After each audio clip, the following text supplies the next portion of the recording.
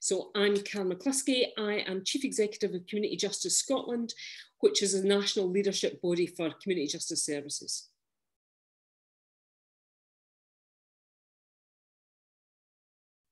So it's interesting.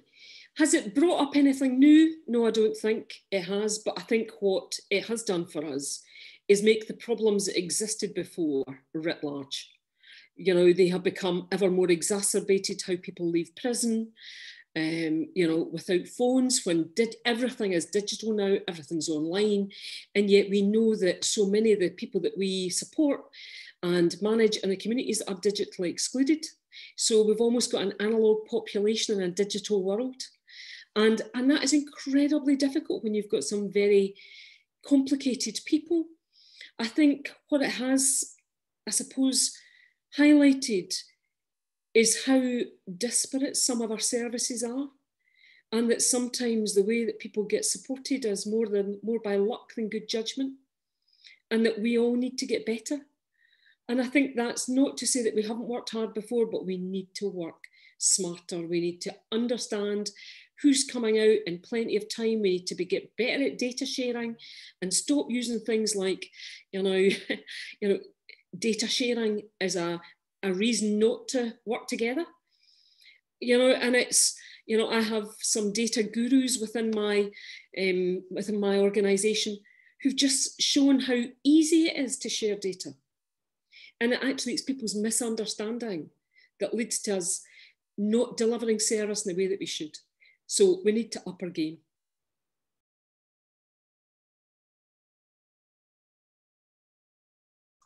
So one of the biggest challenges, I think, for us has been the inability for people who are sentenced to community sentences to be able to do their unpaid work. So at present, we have about 720,000 hours outstanding, which, for a population of, we're quite small in comparison to England and Wales, that'll look much larger. But there is an inability for us to be able to enable people to complete their orders. It's not their fault that the pandemic has come along. I don't think, and this is a personal view, that we should be extending people's punishment, because at the moment it's like the sword of Damocles over them. So if someone is meant to be serving unpaid work hours, in a period of 6 months, and it's now gone on, how long do we extend their community order? Or do we understand that we are supervising people still in the community? But that unpaid work, we might need to make a bold decision. It has also been things like just how easy it is for people to fall out of the sight line of not only services, because I don't think that's always the most important thing, but about communities, to be completely socially isolated. I deal with people who are often in the grips of addiction, and I'm sort of slightly terrified that we might open doors at the end of this and find people dead in their homes. Because when you don't see people, you don't see, when was the last time I did see that, Karyn? Because you're not out and about, you've not got a sort of predictable and understandable and sort of life where you're seen frequently. And I just think it just shows us how very fragile the bonds are that connect us to community and to other people, and just how easy it is to become disappeared. And that's the big challenge for me. And yet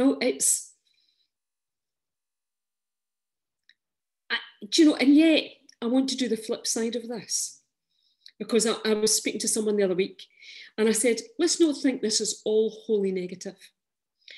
So at the beginning, and England and Wales have done the same, we were obviously giving out, things like methadone, etc. And, often people have to come on a daily basis. So we started to give out bottles of methadone, and there was much pearl clutching and, thinking people are just going to drink it all at once, etc. And actually, for some people, not all, it was freeing.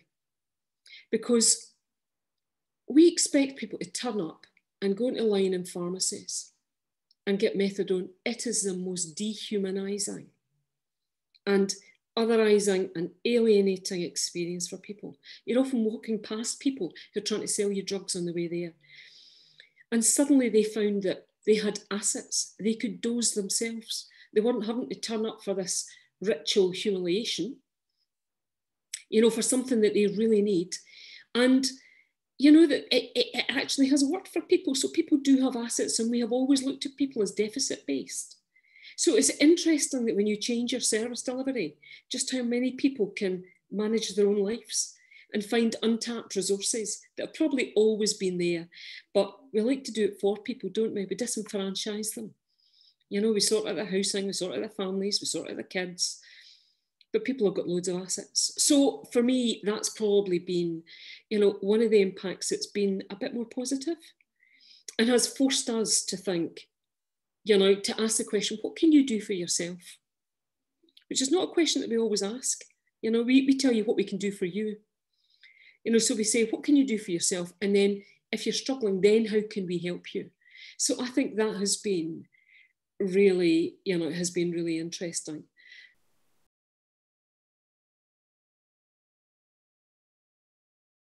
Oh, so many. So I'm going to say the thing. Isn't it amazing how much we've moaned about our inability to tackle homelessness? And yet, guess what? When we have really been up against it, we have funded, we have absolutely changed our service provision. So, I mean, I've volunteered in homelessness with the Simon community for many years, and I do adore it. But even, you know, even they've struggled. And yet, at the very beginning, I was approached by Glasgow Airport, who said, look, we've got all these airport terminals, they're closed down, you can use them. Now, we couldn't. But what they also did was they gave some of the third sector money, and they took out hotels. And so they gave people what really ended up being a really nice bedroom, an ensuite toilet, television, and they got things like, you know, they got mug soups and, you know, that sort of stuff that they could cook hot meals. We put services in there, you know, so it was a real hub for people. And isn't that pretty phenomenal? So even in places like Glasgow, we had pretty extraordinary turnaround. So the councils and our housing officers, honestly, in the New Year's honours list, they should have been in it, because they turned around the voids in the housing market really quickly. They got people out of the hotels and into accommodation. They had hardly anybody in bed and breakfast. And because we had the demise of things like Airbnb and a whole range of other things, we had lots of short-term tenancies come up. Transformed it, absolutely transformed it. But we've also got to change. So for example, right now in Edinburgh, we have a lot of Eastern European and European people now coming out the streets because the hotels have closed down. Of course, they were all in there. So it's very difficult. And you know, if you don't have a home and your life's not predictable and understandable and manageable and have a sense of hope and money coming in, it's easy to get pulled into things. So there is something preventative that we need to do there. But a whole range of other things as well. You know, obviously we are very, very committed to prevention in Scotland, getting people out the justice system. There's been a lot of diversion going on, and normally diversion would go through our criminal justice social work. We've been forming multi-agency teams to quickly assess the need of, you know, whoever's being diverted and get them into services that meets their need. And I think that's been quite transformational as well. But we have had, you know, lots of challenges as well. And it would be remiss of me not to say that, you know, although the good practice has been great, and we've managed to cut out lots of things. Who knew you could do things swiftly, you know, in the UK? That, you know, there is a dark cloud there also.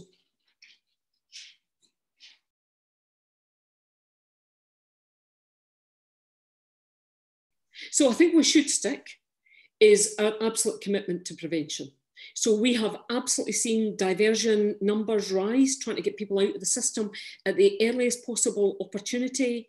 You know, trying to get a wraparound of services to make sure people, you know, not only reduce their reoffending, but also achieve some sort of level of well-being and, you know, and set their own journey. And I think that definitely should happen, and should have been happening before, but we had a different imperative to make it happen.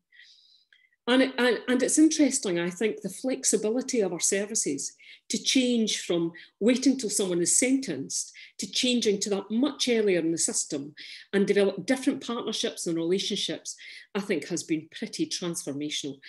I look around some of the local authority areas in Scotland and think, that is really clever, you know?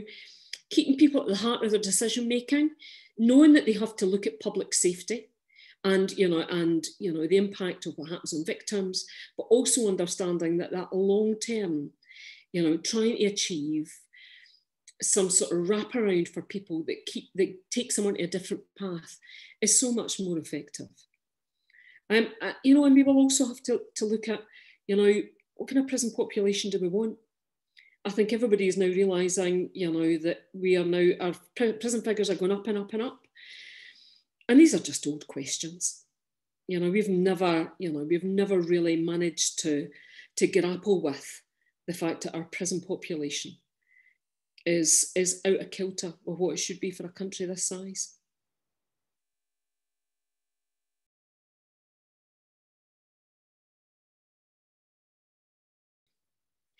So it's a really interesting question, because we've already done some of the things that I thought would make us better. So Scotland's quite unusual. We have a criminal justice board. So every chief executive from every justice agency sits at this board, and we meet every 2 weeks. We have a shared ownership of the problem. So I am as much in, so I know as much about backlog in the courts and what the courts are doing to try and address this, as I do about the Procurator Fiscal in Scotland, as I do about, Scottish Legal Aid Board. Because we sit together, we have shared ownership, and I think with that comes some level of accountability. So we're trying to move together as a group. I think it's probably been one of the best things that we brought forward. And we started it actually at the very beginning of the pandemic. We had a justice board before. So it operates a bit like a strategic tasking and coordination. For me, it's been one of the most enervating things that we've done, because it's been incredibly tricky. I think it's been quite edgy. We've had to speak the uncomfortable truths amongst friends. It has also stopped people going back into their silos and thinking, I'm just going to think about the courts or the Procurator Fiscals, or I'm just going to think about community justice. We've all had to listen and understand the challenges that each agency, and we've had to design it together. And that has been pretty phenomenal. Now, we are also coming up to an election. We'll be going to Purda in March. So that does, it adds a different element, and, and I'm politically restricted, but it would be stupid of me to say that doesn't play in, to some of the bigger ideas that we have. So sometimes it needs to come within a political, somewhere in the political cycle. I sometimes think that ideas land, but, we've put forward some really quite big change opportunities. And I think it's been nice. For the first time in years, I felt that we're actually working together.